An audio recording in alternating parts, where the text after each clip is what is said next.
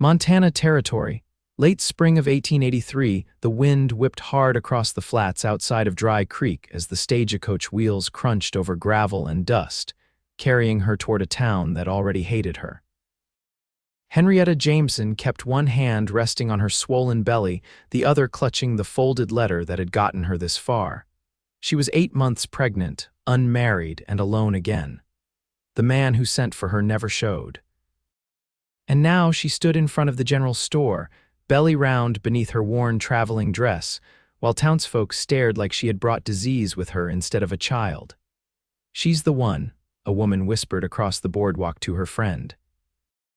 The mail-order bride with a bastard in her belly. Henrietta heard it. She heard all of it. She had arrived 2 days ago expecting a man named Calvin to meet her off the coach, but he was gone dead in some mining accident weeks before. No one had bothered to write and tell her. They just let her come, and now they wanted her gone. The boarding house mistress gave her one night. The pastor's wife offered a blanket and a Bible, and the sheriff told her to be out of town before Sunday service, so now she stood with nowhere to go and only 37 cents to her name. The baby kicked. She pressed her hand against her ribs and breathed through it. Then, through the dust and the heat, a rider came down the road slow and sure. Tall in the saddle, coat flapping behind him, hat low over his brow, he rode like someone who had lived more years in silence than words. The gelding stopped near the water trough. The rider dismounted, tied the reins loosely, then turned toward her. He looked to be in his early 30s. Sun-bronzed skin, dark gold hair curled at the edges, like it stayed wind-tossed no matter what. His eyes were the color of river stone gray, clear and steady. "You all right?" he asked. Henrietta shook her head once, not trusting her voice. "I'm Wade Orton," he said, stepping forward. "I've got a small place out west of town. I keep to myself mostly."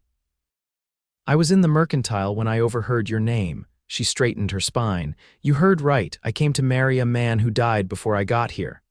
"Folks have been cruel," he said. "I reckon that's not news to you." "No," she said quietly. "I lost my wife 3 winters ago. Buried her and our boy the same week. Since then, it's been just me and the land. I prayed last night, asked the Lord if I was meant to live the rest of my years alone." Wade looked her in the eye then, not shying from the weight of her stare, her belly, or her pain. "And then I saw you," he said. Henrietta blinked, startled. "I have room at the ranch. A spare room and meals I cook myself. I'm not offering anything more than help, but I don't reckon you should be out here like this. Not with a baby nearly ready." She hesitated. "You do not even know me." "I know enough," he said simply. She looked away, ashamed of the tears stinging her eyes. "You would take in a woman with another man's child?" she asked. Wade's jaw tightened. "You are not the first person to lose everything, and that child is not to blame for any of it." Henrietta exhaled shakily. "I cannot pay you. I do not want your money." She looked up at him again, really looked this time. He offered no pity, just a quiet steadiness that felt like the ground beneath her feet. "I will not be a burden. I would not offer if I thought you would be." Henrietta pressed her hand to her back and nodded once. "All right." He helped her up onto the wagon he had tied behind his horse. It smelled of hay and clean wood. He passed her a canteen and a folded blanket. When she met his eyes, he looked away, almost shy for the first time. "I will take care of you and the child," he said quietly. "You have my word." They rode out of town with the sun dipping low behind them and the gossip fading into dust. The ranch was small but clean. 2 cabins, one for the horses, one for him. He gave her his own room and took the cot by the fireplace. He chopped wood, filled the basin, and let her rest as much as she needed. He never asked about the father. She never offered. By the 3rd morning, she stood in the doorway while he saddled his horse. "You do not ask me many questions," she said. Wade looked over his shoulder. "You will tell me what you want me to know when you are ready." She nodded, then hesitated. "His name was Jeremy. He worked on my father's farm. He said he loved me, then he left before winter. I thought he would come back. He did not." Wade tied off the cinch and walked over. "You are not the first woman done wrong by a man," he said, her throat tightened.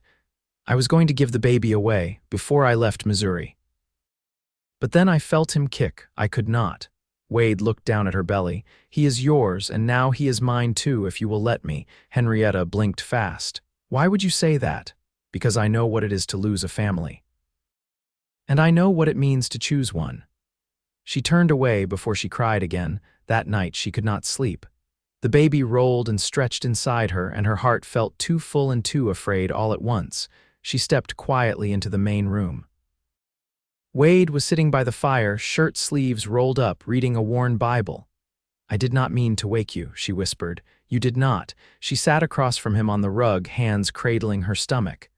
I do not know what I am doing, she said. No one does, Wade said, closing the book. We just try the best we can. I keep waiting for you to change your mind, for you to send me away. He leaned forward, elbows on his knees. I won't. Henrietta let herself look at him then, really look, the way his eyes softened when he saw her. The quiet way he made her feel safe without asking for anything in return. She reached out, laying her hand over his. You are the first man who ever saw me as more than trouble. Wade turned his hand over to hold hers. You were the answer to a prayer I did not know how to say right. Her breath caught. He stood then, helped her to her feet, and led her gently back to bed. He did not kiss her, not yet, but his hand lingered on hers longer than it needed to. The next day she went into labor. It was long and it was hard. Wade boiled water, changed cloths, held her hand when she screamed. He sat behind her when she needed to push, bracing her with his body and whispering steady things only she could hear. The baby came just after sunset, a boy, healthy, strong lungs. Henrietta wept when they placed him in her arms. Wade knelt beside her, eyes shining. What will you call him? He asked. She looked down at the child, then at him. William, she said, if that is all right. Wade swallowed hard and nodded. It is more than all right. He reached out. She placed the baby in his arms. Wade held the child close, tears slipping down his cheek. Henrietta watched them both, her heart breaking open and mending all at once. She had been shunned by a town, abandoned by a man, and left with nothing. But now, in this quiet cabin with this quiet cowboy and her newborn son, she was not alone anymore. The days that followed settled into a rhythm neither of them had expected, but both somehow knew how to live. The cabin held a stillness broken only by the soft sounds of the baby nursing, the creak of floorboards beneath Wade's boots, and the wind brushing the cottonwoods beyond the pasture. Henrietta rose early, though her body ached with the slow healing. She moved carefully, wrapping William in a quilt Wade's mother had sewn long ago, the edges worn but clean. She leaned against the windowsill, the wood cool beneath her fingers, and watched Wade guide the cattle toward the western fence line each morning. He didn't wave, he never did. But he always looked back once, making sure she was there. That morning she stepped outside for the first time since the birth, William bundled close to her chest. Wade was mending a section of fence, his shirt damp with sweat down the spine. You should have let me do that, she said softly as she approached. I'm not much use in the kitchen, Wade replied without looking up, but I know how to keep a fence from leaning south.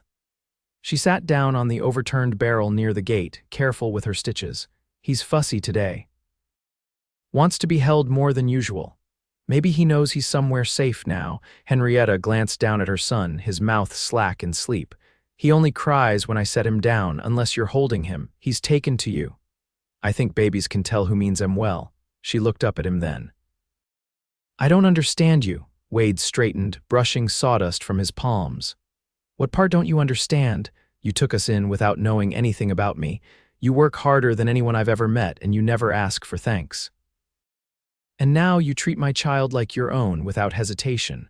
Wade stepped closer, resting his arms across the gate rail. You're not the only one carrying something heavy. I just don't talk about mine out loud. Henrietta waited, not pressing, only listening. My father drank himself to death the year I turned 15, Wade said. Mother did what she could, but the land near Great Falls swallowed her whole trying to keep us fed. After she passed, I rode south, found work where I could. I met Mary and Helena. We had one good year and then a winter that took too much. Henrietta didn't speak. She only reached out and touched his wrist, her fingers light. She would have liked you, Wade said after a moment. You stand tall even when you're shaking. Henrietta's voice was barely above a whisper. I don't feel tall, I feel like I'm still trying to remember how to breathe. That's all right, breathing's enough for now. Later, after supper, Wade ran his thumb along the spine of the old fiddle resting on the mantel. He hadn't touched it in years. Did you play? Henrietta asked, rocking William gently in the cradle Wade had built from pine and patience. Mary used to beg me to, he said. I wasn't very good. Play something now. I don't know what to play for a child. I think anything would do. Wade lifted the fiddle, the bow trembling at first, then he settled into the notes, low, unsure, but somehow steady. Henrietta closed her eyes. The music wasn't pretty, but it was honest. When the last note faded, William was asleep. I think he liked it, Henrietta whispered. Wade set the fiddle down. He's got better ears than I do. Henrietta stood and crossed the room. You keep doing that, she said. Doing what? Giving me pieces of your heart when I haven't earned them. Wade turned toward her, the firelight catching the faint lines around his eyes. You don't have to earn what's freely given. Henrietta stepped closer. Then let me give something back. She reached up, touched the side of his face. He didn't move, just watched her like he was afraid to breathe. I'm not sure what this is yet, she said, her voice unsteady, but I know I feel safe when I'm near you. That's enough for now, Wade said. She leaned in and pressed her lips to his cheek just below the bone. He closed his eyes. Outside, the wind shifted. The cattle lowed in the distance. Inside the cabin, the fire burned low, and for the first time in a long while, neither of them felt alone.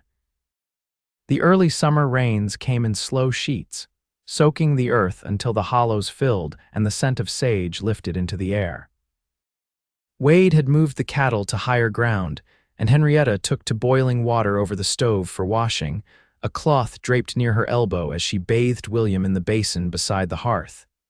He was nearly 3 weeks old now, his limbs gaining weight, his eyes tracking her when she moved. Wade had built a cradle that creaked faintly when the wind slipped through the chinks in the log wall. Henrietta never minded the sound. It reminded her the world still breathed. She was stitching a patch into one of Wade's shirts when he came in from the barn, boots shedding mud across the threshold. There's a blacksmith passing through from Fort Benton, he said, hanging his coat. He's stopping in Dry Creek for a few days. I thought I'd take the wagon in and have him look at the rear axle. Henrietta folded the shirt in her lap. Should I come with you? You've earned a quiet day, Wade said. I'll be back before supper. She hesitated. If the pastor's wife sees you with me again, she might have something to say. She already did. Henrietta looked up, the needle paused between her fingers. What did she say? That I ought to think twice before taking in a woman like you. Henrietta's mouth tightened. And did you? No, Wade said, lifting William from the cradle. I told her I was done letting other people tell me what a man's kindness ought to look like. Henrietta watched as he cradled the baby against his shoulder, whispering something she couldn't hear. William let out a soft sigh and curled into him like he belonged there. You're not what I expected, she said. Wade met her eyes. Neither are you. He handed William back and stepped outside, the door closing behind him with a hush of rain. While he was gone, she scrubbed the floorboards, not because they needed it, but because her hands itched to make the space cleaner, more hers. She opened a trunk Wade had left untouched and found folded linens, a pair of spectacles, and a small wooden box that held 2 letters and a dried sprig of wild rose. She didn't open the letters. Instead, she tucked the box back and spent the rest of the afternoon humming to the baby, her voice low and unsure. William watched her with wide, dark eyes, as if trying to remember something he hadn't yet lived. The wagon returned just before sunset, the wheels slick with clay and Wade's coat heavy with rain. He shook it off on the porch and stepped inside with something wrapped in oilskin. I brought you something, he said, handing it to her. Inside was a pair of soft leather shoes, worn but well cared for, the stitching fine. I noticed you don't have any proper boots, Wade said. These'll hold up better than slippers when the ground turns. Henrietta touched the laces. They're beautiful. They belonged to the blacksmith's wife. She passed last year. He said he'd rather they go to someone who'd use them. She held one in her palm. Thank you. There's something else. Wade pulled a folded slip of paper from his pocket. I signed a notice with the circuit judge. Just a formality, but I figured it was time. She took it, her hands suddenly cold. It was a declaration of guardianship, naming Wade as William's legal protector should anything happen to her. I didn't ask for this, she said quietly. I know, Wade said. But I thought you might sleep easier knowing someone else would never get to decide what happens to him. She handed the paper back. You keep it, I trust you. He didn't answer, just nodded once and turned to stir the fire. Later that night, after William had drifted off, Henrietta stood on the porch in her new boots, the leather molding to her feet. The rain had stopped, but the clouds still hung low. Wade joined her, a battered tin mug in his hand, steam curling from it. I forgot what quiet feels like, she said. Some folks find it lonely. Not tonight. She turned to him, her fingers pale where they gripped the porch rail. I don't want to be a guest here forever. You're not. I mean it. I want to build something real, not just for William. For us. Wade studied her face like a man reading a map he'd never dared unfold. I've been waiting for you to say that. Henrietta stepped closer. I don't know how to be a wife in any proper way. I don't want proper, Wade said. I want you. She leaned into him, her hand finding the space between his ribs and his heart. He didn't hesitate. He touched her face, thumb rough against her cheek, and kissed her like a man who had been waiting for the right thing to come once in his life. When they parted, she rested her forehead against his. I never believed in second chances, she whispered. That makes two of us, Wade said. Inside, the cradle creaked. The fire held steady. And outside, the land waited quietly for what came next. Henrietta stood ankle-deep in the vegetable patch, sleeves rolled and skirts pinned, her hands buried in dark, wet soil. The rain had softened it enough that the weeds came up easy, roots and all. Overhead, clouds thinned to streaks of white, and the air smelled of damp pine and the faint iron tang of creek water nearby. William slept in a basket lined with wool, tucked beneath the porch awning where the breeze wouldn't reach him. Wade had ridden out early to help a neighbor mend a broken pen. He'd left behind coffee in a kettle and a note scratched into the soft wood of the table cut from a scrap of pine and written with the point of a whittling knife. She ran her fingertip over the indentations as she remembered it. Back before noon. Stay warm. She'd never known a man who said so much by saying almost nothing. She pulled another weed, tossed it into the growing pile, and wiped her brow with the back of her wrist. Her body still ached some, but it was a different kind of sore now earned from movement, from living again instead of just surviving. She looked up at the sound of hooves and saw a wagon rolling slow up the slope. Two figures sat beneath the canvas shade. One held the reins, the other turned toward the house as they neared. Henrietta narrowed her eyes. The driver was a woman, older, wrapped in a gray shawl despite the warmth. The man beside her wore a coat patched at the elbow and a stiff-brimmed hat that shaded half his face. They stopped near the gate but didn't call out. Henrietta brushed her hands on her apron and walked toward them, her spine straightening with each step. William stirred behind her but didn't cry. "You're Miss Jameson?" the woman asked. Henrietta nodded. "I am. I'm Lita Barstow." "This here's my nephew, Illy. We heard you were living on the Orton land." Henrietta didn't answer right away. The name meant nothing to her. Lita climbed down with effort, leaning on Illy's arm. "We were kin to Mary, Wade's wife." Henrietta's breath caught in her throat, but she kept her face still. "We didn't come to stir anything," Lita added quickly. "Just wanted to see the place again, and to meet you if you're willing." Henrietta opened the gate and motioned for them to come in. "He's not here at the moment, but you're welcome." Lita walked slow, favoring one hip. Illy kept quiet, his eyes taking in the cabin, the barn, the cradle basket on the porch. "You've kept it real tidy," Lita said as she sank into the porch rocker. "Mary always did love a clean room." "I didn't know her," Henrietta said gently. "No, I don't suppose you did." Lita glanced toward the basket. "Yours?" "Yes, his name's William." Lita looked down at her folded hands. "Wade wrote us after Mary passed, said he couldn't bear to come to town anymore, wouldn't answer letters after that." Henrietta said nothing. She didn't know how to hold that grief for someone else. "We just wanted to know he was all right," Lita continued. "Seeing you here, it tells me more than a written line ever could. Illy stepped back down off the porch and wandered toward the corral. When he spoke, his voice was low, edged with something Henrietta couldn't place. "You planning to marry him?" Henrietta steadied herself. "That's between Wade and me." Illy turned, hands on his belt. "He's a good man, but he builds walls high when he's wounded." Henrietta met his eyes. "I know," he nodded slowly. "Then maybe you're the right one after all." When they left, Lita pressed a folded kerchief into Henrietta's hand. "Mary embroidered this. I thought it should stay here." After the wagon disappeared down the hill, Wade returned, sleeves rolled and face streaked with dust. She told him everything. He sat on the porch step and let the silence settle first. "I never thought they'd come out here," he said finally. "They wanted to know you were whole." "I'm not," Wade said, looking toward the trees, "but I'm on my way." Henrietta sat beside him. Illy asked if we were to marry. Wade didn't flinch. "What did you say?" "That it was between us." He reached for her hand and held it without pressure. "Would you want that?" She turned toward him, her voice even. "I want to build a life, not just stay sheltered, not just be a guest." Wade looked down at their hands, then back up to her. "There's a way to do that proper. I'll ride to Helena next week, get the license." "Bring back the preacher." Henrietta's throat tightened. "You're sure?" "I waited long enough to feel something again," he said. "I'm not about to let it pass now." She leaned against his shoulder, the warmth of him anchoring her. Later that evening, they sat beside the cradle. Wade reached in and touched William's hand, the tiny fingers curling around his finger. Henrietta watched them, her voice barely above breath. "I think he knows already." Wade looked over. "Knows what?" "That you're his father now." Wade didn't answer with words.